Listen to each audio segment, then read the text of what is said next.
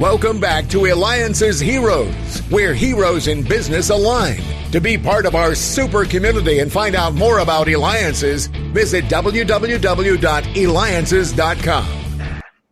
All right, so welcome back to the show. You know, I'm always excited. Why? Because I have the opportunity to share stories of everyone with you, with our listeners and with our viewers. And I can't be more excited than ever in regards to our next guest. Are you ready for this? Vincent Zurzolo, $3.2 million comic and collectible trader, not one, not three, not five, 6 Guinness Book of World Records, and he's president of Comic Connect, and you can reach him at comicconnect.com. Vincent, thanks so much for being here today. We're so excited. What's going on with the whole comic industry? I mean, and how do you accomplish? Heck, I can't even get one Guinness Book of World Records. You've got 6. Well, the comic book world is doing great. And first of all, thank you so much for having me on. I really do appreciate it. It's always great to be able to talk about your passion. Comic books are my passion. And so I've been buying and selling comic books for, it's over 37 years now. And the market is extremely strong and resilient. We had some banner years the last few years. We've come back down to reality a bit the last 6 to 8 months. But during the COVID lockdown, the numbers were beyond extraordinary. And I believe that it was part and parcel to several different factors, including people being stuck in their homes and having time to actually look through their collections, people trying to figure out what do they need, what do they want to sell. And so you have that combination along with a lot of people sharing what they're buying and selling on the internet. And what this created was this, first of all, I think keeping up with the Joneses, that type of feel where everybody out there says, oh, this guy has a really nice book, I need to get a better one. Or this guy has a really nice piece of art, oh, I want one better than that. And that's kind of like, the American way, you're keeping up with the Joneses, trying to outdo your neighbor. And then it's also FOMO, fear of missing out. People were seeing books going up at record prices and record time, and they wanted a piece of the action. So you saw this really amazing combination of factors that went into the collectibles market in general going through the roof. And comic books also. So it's been an incredible last few years. If anything good has come out of the pandemic, it was an increase in collector and investor passion for buying and selling collectibles, and so that's been really fantastic. And I mean, you've been in the industry, what 100 years? I mean, you know it probably better than almost anybody else, given your experience with it and that. But while I know the story, you got to share how you even got started in the business. Okay. I think it's a phenomenal story. Nobody would believe it. So first of all, this is my second time being on your show, and I had such a great time the first time when my publicist told me I had another opportunity to be on with you, David, and Christine was such a great big help. I jumped at it, and I was really happy to be here, be part of an amazing cross section of experts in different fields and people that you've had on as guests in the past. So that's really wonderful. So in terms of my beginnings in comic books, I loved comic books since before I could even read. When I was a little boy, I had 2 older brothers. They had a comic book collection, and I would go into the basement and look at their comic books all the time. And I have very distinct memories of looking at comic books in the 1970s. I was on a powder blue carpet. I had this globe, red, white, and blue. It looked like a basketball, and there was a net. That was the light in my room. And I had a little fishbowl with a crayfish in it. And I have a very distinct memory of sitting there on this powder blue carpet looking at Ghost Rider comics and being just completely baffled and blown away by the incredible artistry and the great stories and just the visuals and the colors. And fast forward all through elementary school, my friends and I, we would collect together, and just like kids traded baseball cards, we would trade comic books. And then it was around 14, 15 years old, a friend of mine said, hey, why don't you come with me into the city? We'll go to the comic book store. And we did, and we had a really great time. And he said, we should start buying and selling together. And he was a little bit older than me. He was in the coin business. And I said, look, I'd love to, but I don't know anything about this. He said, look, we're going to take an ad out. We took a quarter-page ad out in the Comic Buyer's Guide, which was a weekly newspaper dedicated to comic books and comic book art. And it was the standard bearer for decades in the collectibles world before there was an internet. And people would go there to buy and sell. And we would get leads all the time. And then everybody in school, in junior high and high school, they knew that I was buying comic books. So anybody who had a relative with a collection or anything like that, I was the comic book kid, and they would call me up, and either my buddy or my mom would drive me over to the house. We'd go all over Brooklyn, Queens, you name it. Somebody's uncles, plumbers, cousins, whatever, had a collection, we would go buy it. And I did pretty well doing this all through high school. And then when I went to college, I was doing this part-time through college and doing conventions all over New York City. And it was very easy to do conventions. There's one pretty much every weekend. Fast forward, I'm graduating from St. John's University, summer of 1993, spring, summer. And I meet a new friend at a comic book convention. He says, hey, we both live in Rockaway. In fact, that's where we're doing this interview. I'm at my house in Rockaway, Rockaway Beach, New York. And we both live in Rockaway. I sell comic books on the streets of Manhattan. Why don't you come with me? I said, can I really make any money selling comic books on the streets of Manhattan? He said, trust me. They just need to get to know what you have. And then once they do, they'll start buying from you. So I said, okay. So the first day we drove into Manhattan, parked the car. I had 2 card tables and 8 boxes of books on the table. And the first day I made $50. And I looked at my friend. I said, what are you doing taking me out here? I'm making nothing. He said, trust me. They just have to get to know what you have and who you are. Keep coming out with me and we'll see what happens. Second day I made $60. I looked at him. I'm like, dude, between parking, gas, tolls, this is crazy. What are we doing here? He said, trust me, have some patience. We'll get this going. So the third day I did $200 in sales. We worked from 10 to 3 p.m. And I was like, all right, this is cool. And what was awesome about this first summer doing comic books full time is that I could go out and sell comic books in the streets of Manhattan. I was set up on Broadway between John and Maiden, which was really cool area. It's right near the Wall Street area, financial district. So you had all different types of people coming over to buy comic books. So after I'd finish, I'd drive home, park my car, put my boxes of books in the garage, and get on my shorts and go down to the beach. And I'd play volleyball the rest of the day on the beach with my buddies, and we would go swimming and have a good time. And I did this all through the first summer that I was full-time. And that was a really big decision-making point in my life, because I had to figure out, was I going to do comic books full-time, or was I going to go get a job in marketing and work in Manhattan? And I sat there one day and I was like, it's an hour and 15 minutes to get into Manhattan, an hour and 15 minutes to get out. I'm going to have to wear a suit, which I hated. Or I could wear my boxers in my apartment and sell comic books and probably make double what I make coming out of school. And it wasn't a tough decision to make. And I grew up with an entrepreneurial spirit. My father came over to the United States from Italy with my mom. He came over with nothing. He was in agricultural research in Italy. He barely spoke any English. Came over, started as a dishwasher, and worked his way up to pizza man, butcher, and then sous chef, and then chef. And he learned to be a cook, and then owned his own pizzeria, restaurants all throughout New York. So he always taught me that this was a possibility. This is a way that you could create a life for yourself by being an entrepreneur. So I took those things that I learned from my father, things I learned from my mother, combined those and brought it to fruition with my own business in comic books. Now, when I started out, and just pardon me if I'm just going on here, but this is I could talk about this all day, because I really believe that a lot of people out there didn't have the same type of benefit of having parents like I did. And many people have great parents, but maybe they worked for a company, and maybe they're trying to figure out how to do this themselves. I was really fortunate because I had 2 parents who were, my father an entrepreneur, my mom was the ultimate housemaker, and home ran our home, and she taught me so many things also about how to run my business. What I learned from them, beyond the fact that I could do this, was that there were certain ways I could compete against very stiff competition. Now, you have to understand something.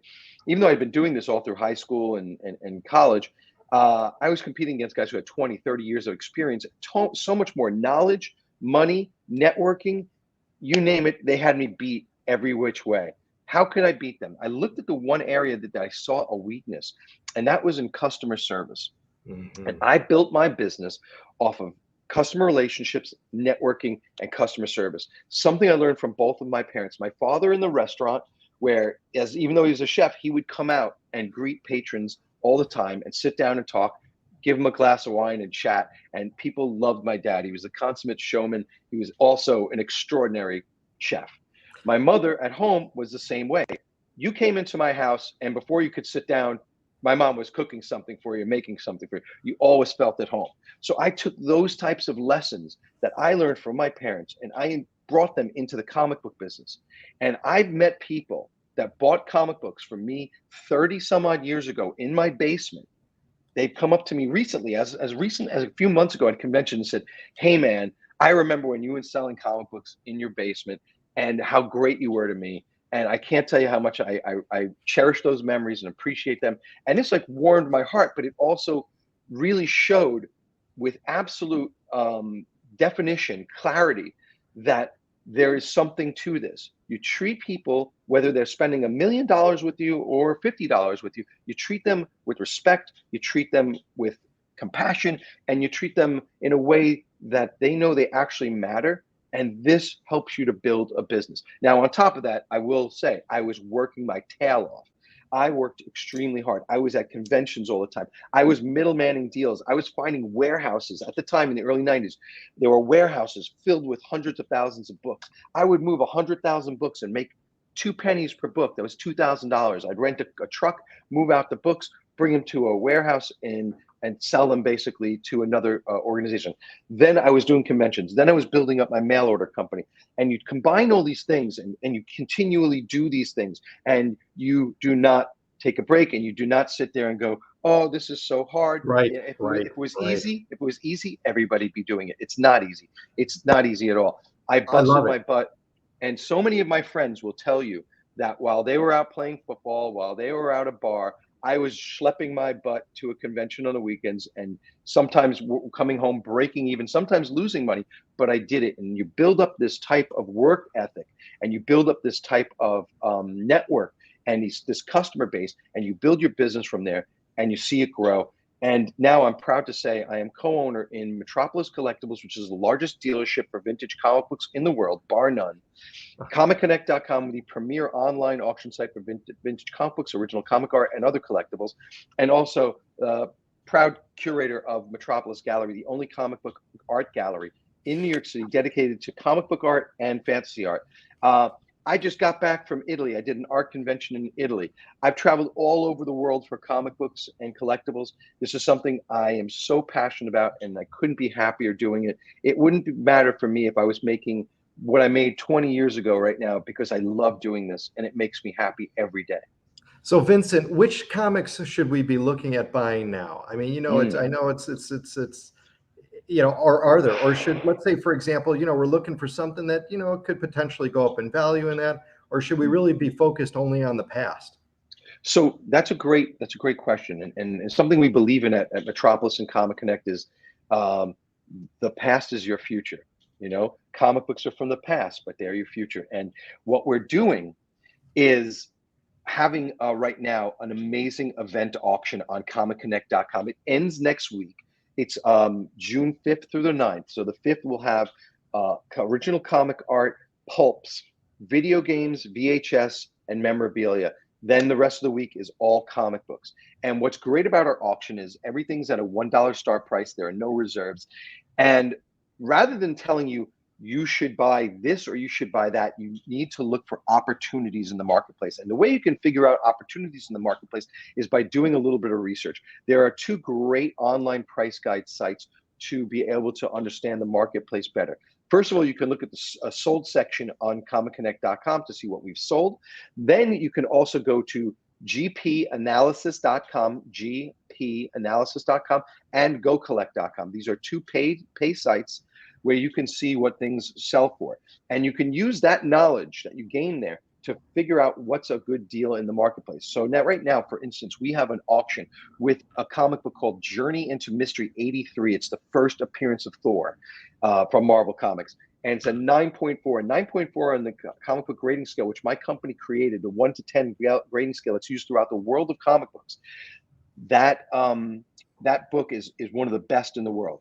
It's probably worth a little over $400,000, and right now it's hovering a little bit over $100,000. Now, it's true that a lot of the bidding will happen at the very end, but this book is way off where it needs to be, so there could be an opportunity there. Now, having said that, I have seen times where a book's at $100,000 today, and at closing night it goes to $500,000. A lot of people wait to the last minute to bid. Right. We have Superman #1 in 2.0 condition, which is a gorgeous looking copy of That's Batman the thing. #1. Why is it? Why? Because that's one of the most expensive comics, right? This is first issue of was it Superman? First issue of Superman. That's the first self-titled issue of Superman. Superman first appears in Action Comics in 1938. That's his first appearance. But this is his first comic book, his own self-titled Superman. Why do you think that's such the most valuable one that's out there? Well, so Superman is the first superhero. So Action Comics is by far the most valuable comic book. Second would be Detective Comics 27, which is the first appearance of Batman. You also have Captain America Comics #1, Marvel Comics #1, which is the first Marvel comic. And there's probably another 3 or 4 or 5 other books that really are in that upper echelon of the most expensive comic books. Now, if you're asking me, see, I see 2 different opportunities here in the comic book market. As I had said earlier in our conversation, was that the market went nuts for the last 2.5 years. And the last 6 to 8 months has come back down to reality to a degree. So there are a lot of opportunities in buying Silver Age comic books. That means 1960s comic books to the modern age, the last few years, even current comic books that have some collectability. But the golden age of comic books, the 1930s, 40s, and early 50s, that's an area that has been very, very strong, even resilient beyond the changes in the marketplace over the last 6 to 8 months. Having said that, I see opportunities everywhere, and I do not pigeonhole myself into one specific area. The one thing I do say to collectors who are looking to start, or investors, find something you love. Maybe you love Superman, maybe you love Batman, maybe you like romance comics, maybe you like war comic books. There are tons of ways for you to buy and invest and collect in these types of different categories, genres, time periods, you name it. Artists, writers, things like that. Everybody collects in different ways, specific types of covers. So there's so many different things. Graded or not graded? Should we have our comics graded or not? That's a great question. A comic graded or not? So there's not one pat answer for that. So you can buy graded comic books. I have many comic books that are CGC graded, CBCS graded, PGX graded, graded. These are the three of the major grading companies. But I also have many raw comic books. And it all depends. The thing that you have to be aware of is grading a comic book can be rather expensive. So you want to take a look at the cost of grading a comic book, which all the grading companies have their submission tiers and forms with pricing.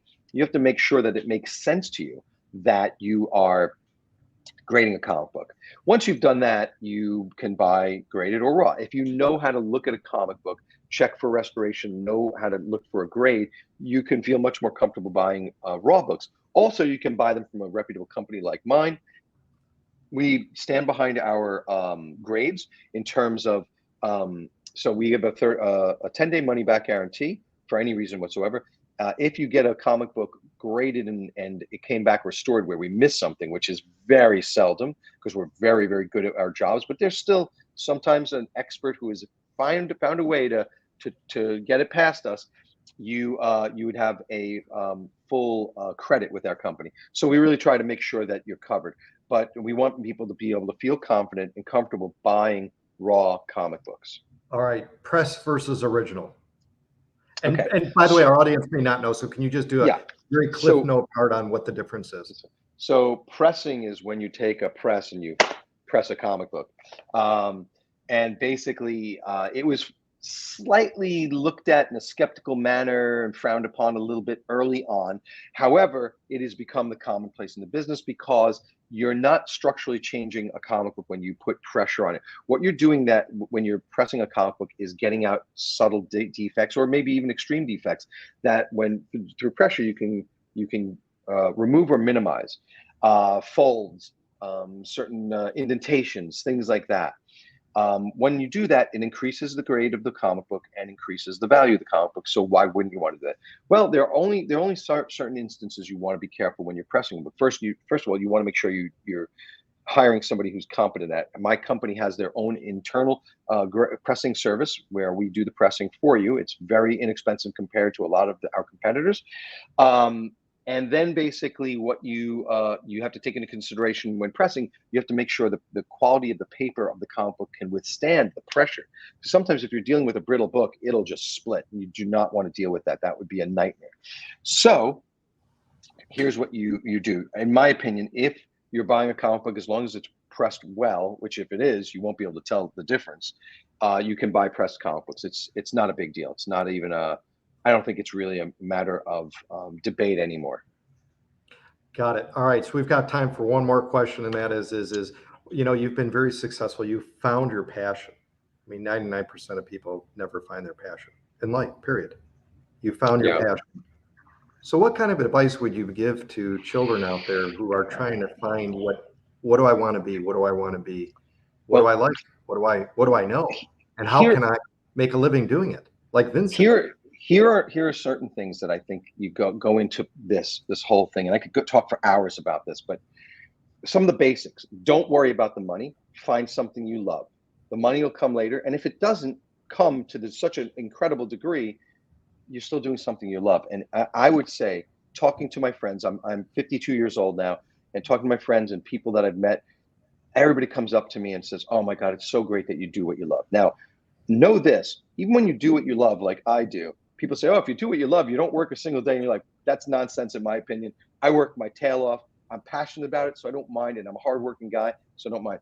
But realize you're going to have to put in a lot of effort no matter what you do. So what I find is a very valuable tool is writing down things. I make lists. I set goals on paper or on your computer, and you say, write a list of all the things you love. And then whittle it down and find out what is it? What can I do to design a life? I don't even like saying making a living. I like it beyond that. Let's design a lifestyle. What do I want to do with my life? How do I want it to be? Envision what you want. And when you put that down on paper and when you envision what you want out of life, you're much more likely to actually achieve it. Then you have to put steps in place. And one of the things I would do in order to put steps in place is to find a model, a role model that you can base your future success upon. This guy did it, or this woman did it. Maybe I can do it, and take pieces of what you learn from that person. Now, I've learned things from people from all different walks of life.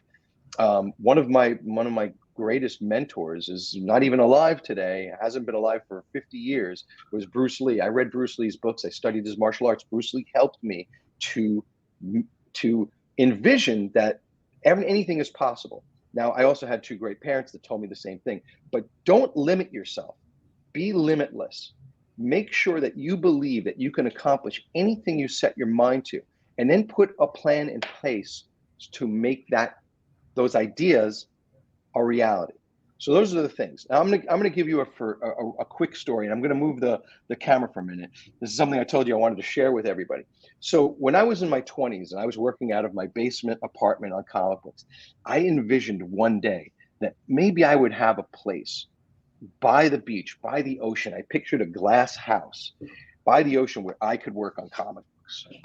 And I am so fortunate and so blessed that I was able to buy a house right by the ocean.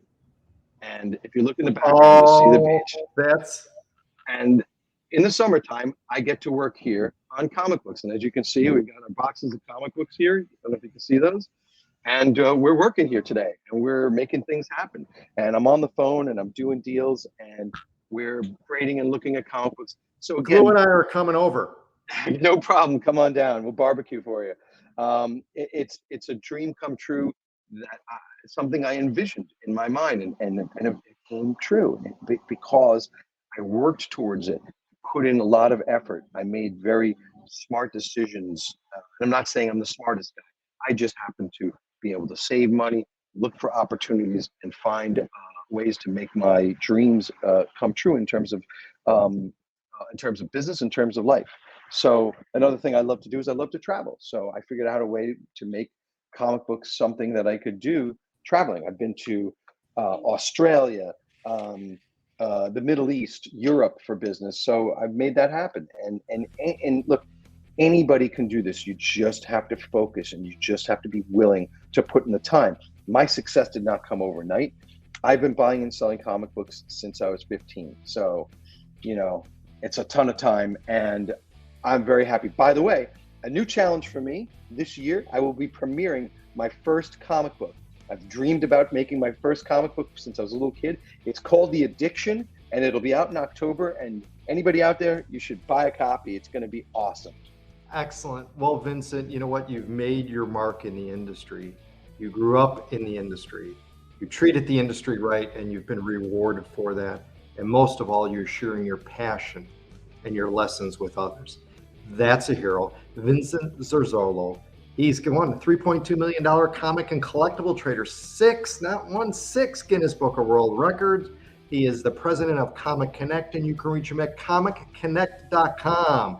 That's a hero. This has been David Kogan with the Eliances Hero Show. Thanks so much. And Vincent, you got to dance with me now, too. Come on. There you go.